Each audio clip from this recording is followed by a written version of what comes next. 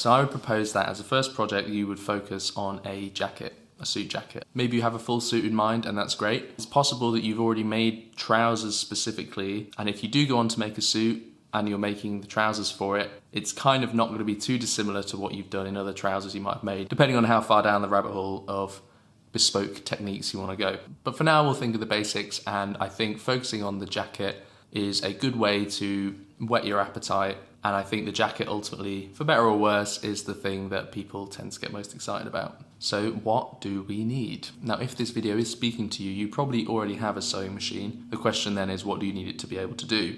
And the answer is basically nothing more than a simple straight running stitch. You certainly don't need an overlocker. You really won't need to be securing any raw edges. A lot of them will be getting hidden in linings. If you really want to go old school, you can do the whole thing by hand. And never mind that, if you do get into making your own sewn-in canvas, all that stuff, as they'd be doing it on Savile Row, then you will find anyway that the making of a jacket is more than 90% hand sewing regardless. So, hey, you know, why not cut out the middleman and go whole hog? Okay, but let's be realistic. You don't want to be giving yourself carpal tunnel syndrome right out of the gate. You have a sewing machine, you're going to use it. Like I say, doesn't need to be anything fancy. My little angel behind me is a starter sewing machine for, I think specifically young teenagers, which is why it's so small. Perfectly up to the job. So we're making a jacket, we've already got our machine, don't need to worry about that stuff. What kind of fabric do we want to start with? Now, wool is the gold standard, if you like. Realistically, if you're starting out, you probably don't want to be splashing that kind of cash. You don't want to be mucking around with a really high-grade fabric, which is going to behave in ways that perhaps we're not used to, and that we're going to feel guilty about if we muck anything up. Now, one major part of proper suit making is using the iron and using steam to actually expand and shrink the fabric itself in certain places. Wool is really well suited to this. But again, if we're just starting out, we probably don't want to go quite so full on just yet. So we'll rule out wool for now. Maybe we can go for that in our next project. What I would suggest instead is a nice presentable cotton twill gabardine style fabric, and something that's in the mid to heavyweight kind of bracket. It's going to drape nicely, it's going to be easy to handle, it's going to behave predictably. I'd also go for a plain fabric because you don't want to also be mucking around with pattern matching at this stage either. And then you're going to need a lining. So money being no object, this would be like silk. Failing that, you can go for a silk imitation sort of acetate fabric. But what I would actually say is, again, for this first try, I would also go for nice, delicate cotton as well. And the reason is, I think both real silk and certainly also those acetate imitations are an absolute nightmare to handle, especially if you're not used to it. And then you're going to need your buttons, obviously. Horden buttons or something like that would be the professional's choice. And they're also not super expensive considering you only need a handful. But let's say you can't get a hold of them. Just do what you've always done. Go for a nice, respectable looking polyester imitation. So just something that's not too shiny or obviously plastic looking. And then you're going to presumably want some shoulder pads. Now these can be the thickness of your choice. It depends how 1980s you want to go. Now on Savile Row, they would be making these themselves. It's also something I'm going to be playing around with in the later series. But again, cut yourself some slack. Just go and find the best quality ready-made ones that you can buy. They're still going to be super affordable. Get ones that look more like this, nice and wide, that are going to cover a lot of the shoulder.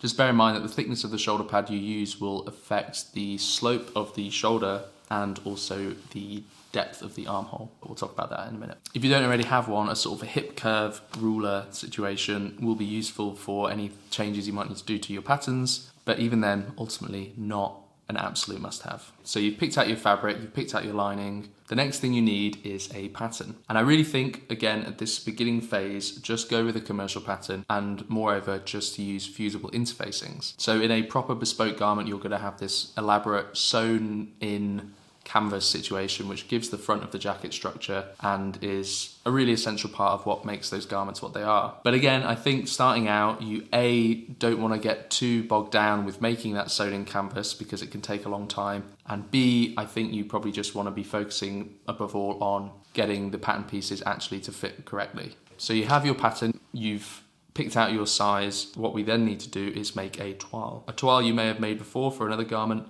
It's essentially just a mock-up of the thing you're going to make that you use to check if everything fits correctly and if your pattern pieces need any adjustments. Now the fabric you normally use to make this is calico, or just like an unbleached cotton, roughly similar in weight to the actual garment fabric you're going to use. The main thing is going to be, do these panels fit around my body in the way that I need them to, roughly speaking. Okay, so you've got your pattern, you've selected your size. We're not going to make any tweaks to the pattern before the toile except for one, and that is raise that armhole. A high armhole is what you want in a garment like this. It's going to be more comfortable, it's going to give you more mobility. And look, we're going to make a toile. You can put that extra fabric in and it can be way too much to start with, and we can cut it away, and it's much easier then than having not enough and basically have no way to then simulate adding that fabric back in. Okay, so you've tweaked the armhole and you have your pattern pieces, so now you're ready to make your toile. All you need for the toile are the two front panels, the side panels, the back panels, and the collar. So assuming there are darts in the front of the jacket, you're just going to sew those darts. You're literally just going to sew these pieces together as they would be in the final jacket. So sew the front and side seams, sew the back and side seams, sew the shoulder seams, and put the collar piece in around the jacket. You're going to get your shoulder pads and put them into position. Now bear in mind that the shoulder pad is not bang in the middle of the shoulder seam, it's actually going to be a bit more towards the back. The idea is that the musculature of the shoulder will fill it out more at the front, and it's the back where it's needed. It's going to be touching around the midpoint at the back of your armhole. And then you're going to cut out one collar piece and press it along the line where it will actually end up folding. So this should be a continuation of the lapel roll line. You're just going to press that so it's ready. It's going to be folded in the position that it would be folded in when you actually make the jacket. So you've put together your toile, you're ready to inspect it. The first thing I will say is that you really shouldn't be trying to fit things on yourself. You know, imagine you're stood in front of the mirror wearing something, you're trying to check out things on the back, you're like twisting around, and in doing so, you're obviously actively, massively disrupting the way the garment is lying on you. What I'd actually recommend doing is, if you can, try and video yourself, just basically moving in a circle, doing all various kinds of movements, and then use that to analyse how the thing is fitting on you. Wear a collared shirt underneath the toile. It should be one that fits you well, you know, snugly but not tightly, not too loose, that kind of thing. And the collar is going to help us assess the height of the collar of the jacket itself. And I'm going to assume we're working with a single-breasted pattern here. If it's a 2-button pattern, you're going to want to then pin the toile closed where the top button would be, or if it's a 3-button pattern, it would be where the middle button would be on the jacket.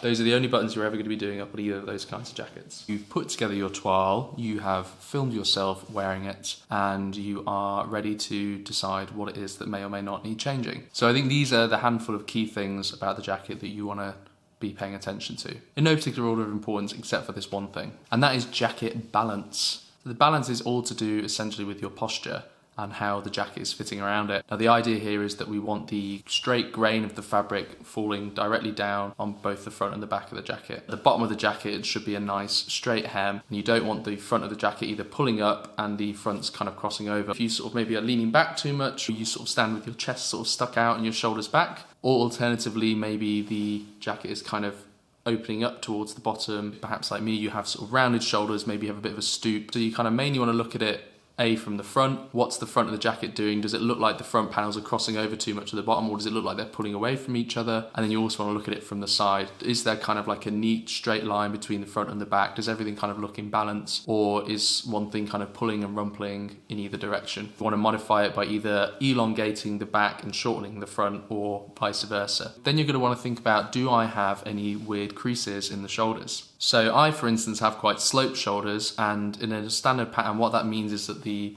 shoulders are basically much too kind of flat coming away from the neck compared to what my shoulders actually need. It might be that if you have this and there's only a little bit of difference between what the pattern wants to do and what your shoulders want to do, that the shoulder pad itself will be enough to pretty much rectify this. In my case, I need to take a lot more out. Alternatively, it might be that you have very square shoulders. I can't really do that, I don't know what I'm trying. And there it's basically the opposite problem, that the way the pattern is going is actually too sloped already for what your shoulders want to do, and you basically want to do the reverse modification to your pattern in order to fix that. Hello, Editor Pat here. I stupidly forgot to mention the width of the shoulders. So the shoulders should extend to the end of the shoulder bone, right where it drops off and becomes your arm. You can have it a bit wider if you want a more casual fit, but certainly you don't want it any shorter or rather narrower than that. And whatever you might need to do to your pattern either way, just tapen the armhole in or out on both the front and the back panels as shown in the diagram, and then you'll be good to go.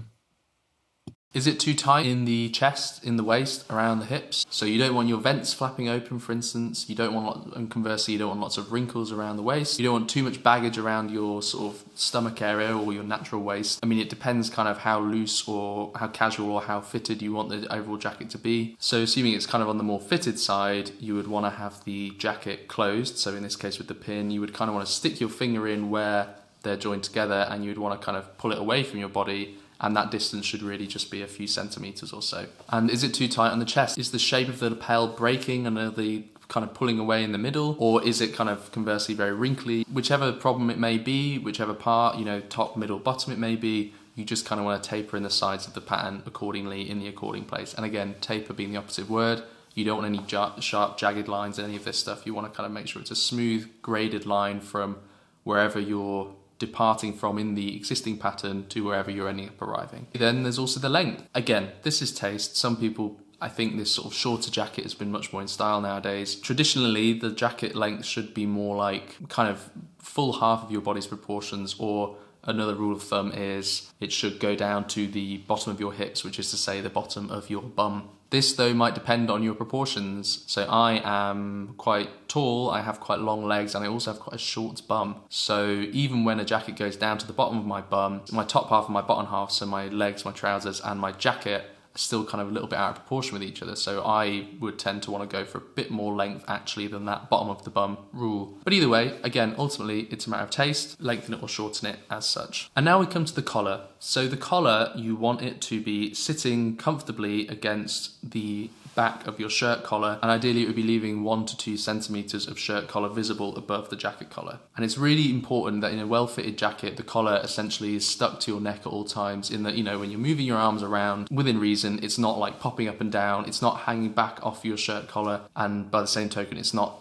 super tight around it. Is the collar too high or too low? Before you think about the collar specifically, you want to actually check the neckline. So you want maybe to lift up the collar and inspect how it looks from the back. And what you want is the actual seam line around the back, where the back piece is connected to the collar piece itself, should be on the same level with your shoulders. It shouldn't be kind of sunk down, or it shouldn't be like standing over it like that. And then the other thing that affects the collar height is actually the line of the lapel, the roll line, which I mentioned earlier. Again, as I said, that roll line where the lapel folds runs directly into the fold of the collar, because ultimately in the finished jacket, it's kind of one continuous crease. And basically the more vertical the angle of the roll line, so the more it's tilted basically towards your head or upwards, the higher the collar is going to be, which kind of stands to reason. And then the more it's angled maybe towards the shoulders, the lower it's going to be. There's kind of only a right or wrong answer here. You want it just right. You want it fit against the back of your collar in that secure way that's neither too tight nor too loose, too high nor too low. This is actually something you can also check on your pattern. So get like a ruler or draw it out on paper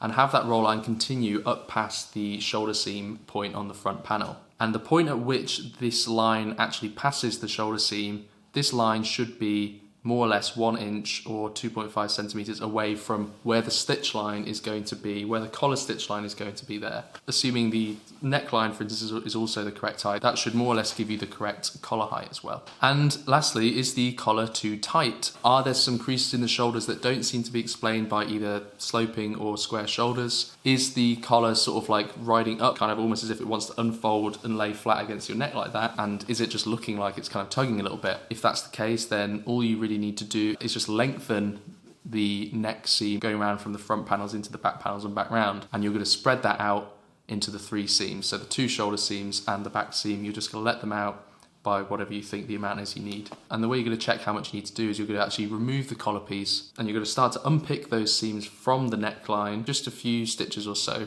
and just let it kind of resettle and see, okay, has that opened up by 1 centimeter there, 1 centimeter there, and a centimeter at the back, that kind of thing. And of course we have the armhole height, which I've already whinged about once this video. Is it tight up under the armpit but not so much that it's literally cutting into you? That's more or less where it should be. But again, the armhole is something that you actually don't need to worry about just yet. It's going to be something you're only going to think about when you get to your sleeve. If you have too much fabric, that's great. You can always just cut it away a little bit, and that's better than finding that you actually don't have enough fabric to begin with and you're stuck with a low, annoying, tuggy armhole. And that'll be basically it. I would say don't be shy if you've had to make a lot of changes about just making another toile. It can kind of be frustrating. I mean, I always found I just really wanted to get on with making the actual thing, and I wanted to have gotten it right. But ultimately, you're going to be putting a good chunk of time into making this garment, and try and nail these things as best you can now, rather than get to the end of this long sewing project with the actual garment fabric itself and then find that, oh bother, the collar doesn't fit right at all, and that's not really something that you can change so easily. It's tough to get this more or less right first time,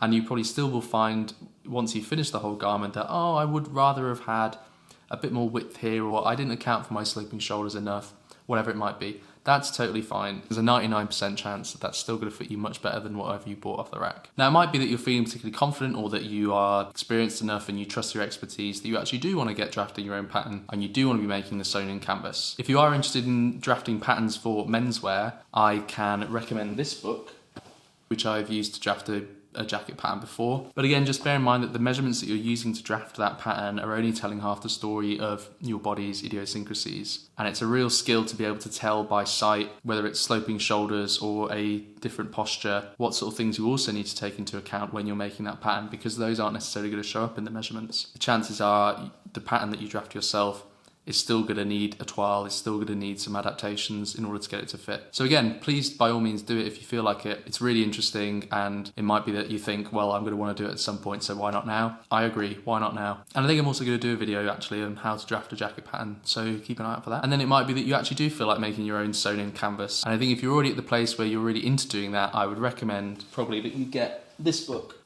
which is a really, really fantastic situation. It's got great information on both how to think about pattern adaptations, how to think about fit, how to think about posture, all that stuff, how to select fabrics, and then really detailed step-by-step instructions on how to make all three parts of a three-piece suit. And it's got everything you need to know about how to put that canvas together. But I'm also going to do a series of videos soon where I'm basically step-by-step making a jacket, and I'll be making my own canvas, so you can also keep an eye out for that, and I'll be walking you through then how to do it. So I really think if you want to get started making these kind of clothes, the steps I've outlined in this video will lead you along the right path. And the thing I really want to emphasize is just that you can do it. It can be an intimidating style of clothes to make, just a different set of weird and wonderful techniques or different style of fit that you're trying to think about. And again, maybe you start it, maybe you do your project and you find, oh, that didn't really turn out quite like I wanted.